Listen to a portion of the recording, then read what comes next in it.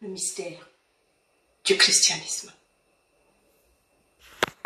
Lui, il a fait la réalisation de soi, cette réalisation des Écritures, et il nous a parlé. Et il dit, comme un enfant, il est sorti pas à pas du haut.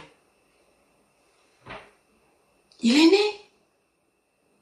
Donc, ça veut dire que, et il nous dit, qu'en chaque humain, que Christ n'est pas crucifié, n'a pas été crucifié il y a 2000 ans, mais il est crucifié sur l'humanité ou dans l'humanité.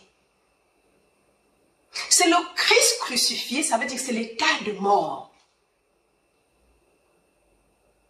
Et les enseignements comme ceux de Neville ou de Jésus-Christ devraient nous inciter à comprendre que nous devons atteindre, c'est tout le monde le réveil.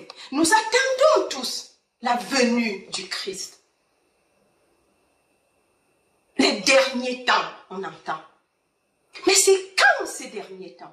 Le dernier temps n'est pas collectif, c'est individuel. Que vous serez couché à deux, l'un sera levé et l'autre pas. C'est individuel. Et ça ne serait jamais si nous n'en sommes même pas conscients, parce qu'on est en train de nous dire, ta foi est ta fortune, et tu n'es que ce que tu deviens conscient d'être. Si tu n'es pas conscient d'un état, il ne sera pas jamais, il ne se manifestera jamais dans ta vie.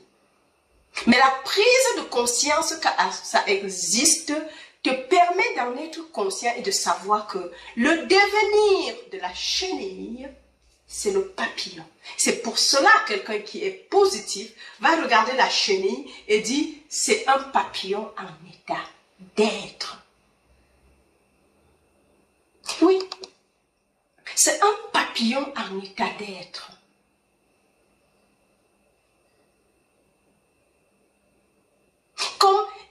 Parce que si nous ne savons pas, on regarde un humain et on ne voit pas le Christ crucifié, c'est un problème.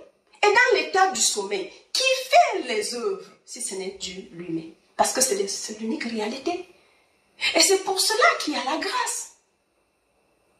Sinon, Jésus ne serait pas venu avec la grâce. Moïse nous a donné la loi, mais Jésus-Christ est venu avec la grâce.